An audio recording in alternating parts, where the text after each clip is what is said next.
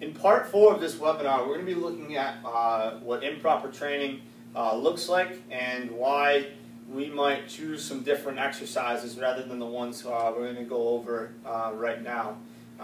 Before we dig deeper though, it's really important to note that there's no such thing as a bad exercise. There's just ones that can be better suited toward our goals. And today we're talking about the goal of reducing the risk of an ACL injury.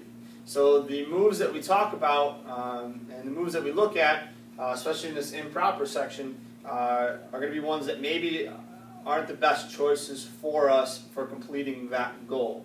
Again, maybe not a bad exercise for a different goal, but for an athlete or an active individual, they may not be the best choices when we get out there on the field and making sure our knee is safe and our ACL is safe. So as we dig deeper, we start off with, we just kind of put this up here, one plane of motion. Okay, you might be like, what does that mean? Our body moves in 3 planes of motion. We move forward and back, which is called the sagittal plane. We move side to side, which is called the frontal plane. And we twist, which is called the transverse plane. Most coaches and most exercise programs only focus on one plane of motion. A lot of times it's just a huge emphasis on the forward and back plane, so forward and backwards motion. Okay? And a lot of machines are built to only put our body through one plane of motion, and it's usually that sagittal plane. Here's why this can leave us quite vulnerable.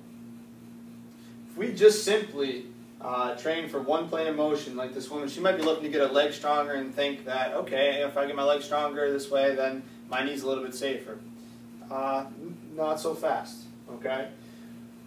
Her exercise here is just about flexing and extending the knee. When our knee's out on the field and our body's out on the field, it's moving side to side and it's twisting too. It's not just flexing and extending. So all of a sudden right there, we're only preparing ourselves for 1/3 of the movement that our knee is going to be going through. So all of a sudden when it gets put in that side to side and twisting motion, and most of the time all of that happens simultaneously, it becomes more vulnerable. Most athletes get hurt in the transverse plane, the twisting motion, because that's what's least trained.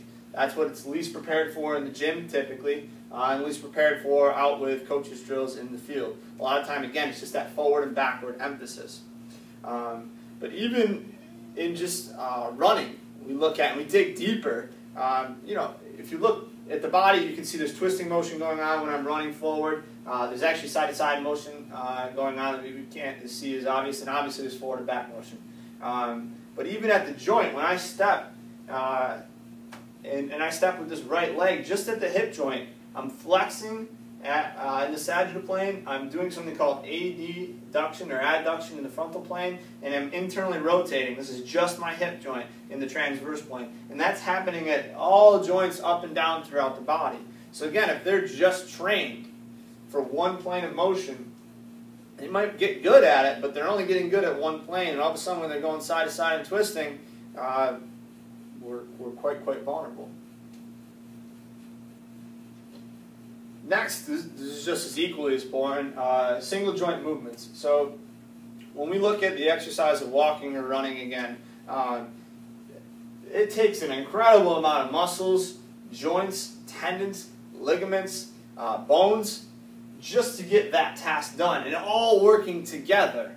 And what's unfortunate is a lot of machines and a lot of different exercises are built for almost like single, a lot of traditional strength exercises are built for single joint movement, which is just simply unrealistic, and neurally does not prepare our body for the field.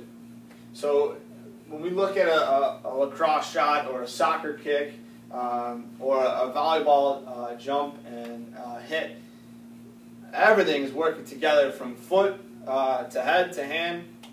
And if we train things just kind of to work in isolation, when all of a sudden their job is to work together on the field, just kind of like we talked about how the foot earlier, if it's not working properly, can have an impact on the knee, everything's connected.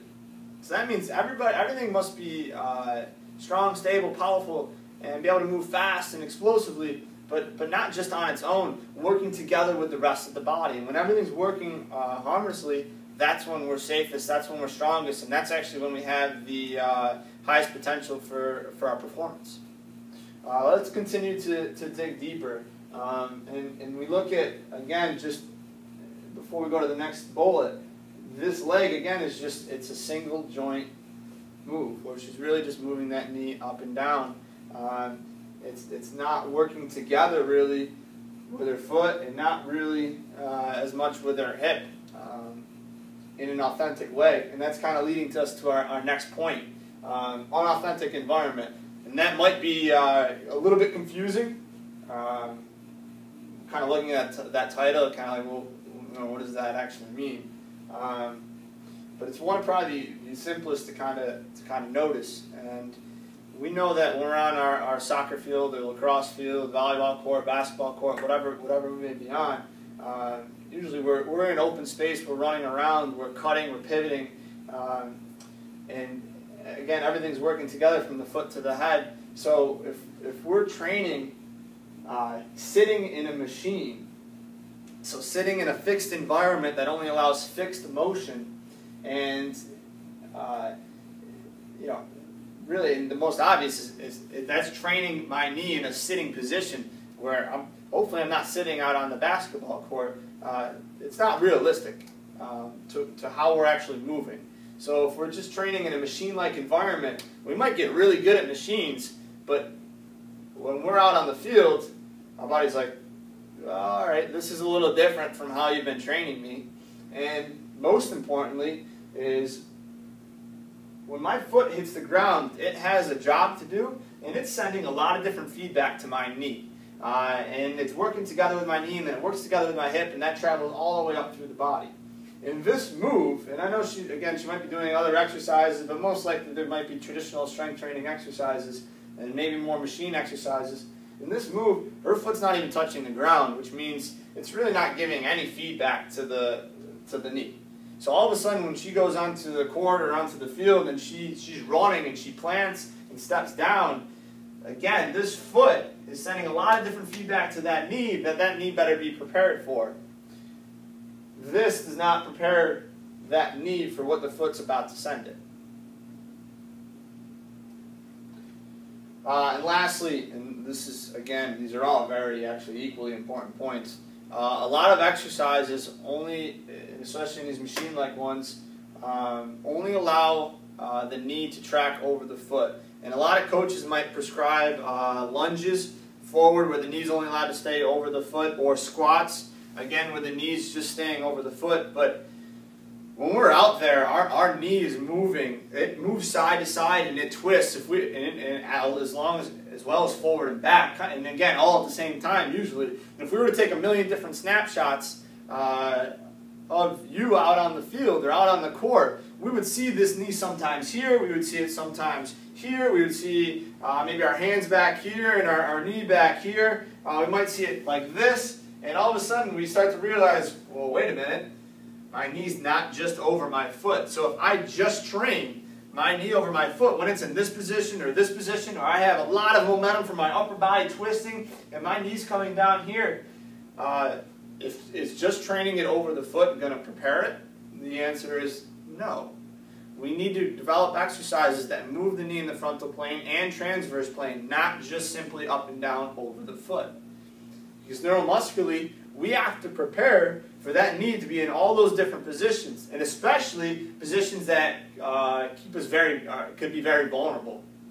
So when we look at this, we say, all right, these are 4 big things that if this is just what our exercise program is made up of, or if it's the majority of our exercise program, we're probably not training the knee in the way that it actually should be trained. And neuromuscularly, our knee is not going to be prepared for those vulnerable positions out on the field. Nor am I probably actually, and we're not just talking injury prevention, but probably not actually getting the most potential out of my performance either, which is kind of neat to note too. So if we train the knee and the body in a more authentic environment, if we train it in 3 planes of motion, if we train it working together rather than isolating a certain part, And if we allow the knee to move where it actually moves in the field, and we get it stronger and faster in those positions, I can really increase my performance. So now we'll start to look at what a proper ACL program should include, and we'll move on to part 5 of our webinar for that piece.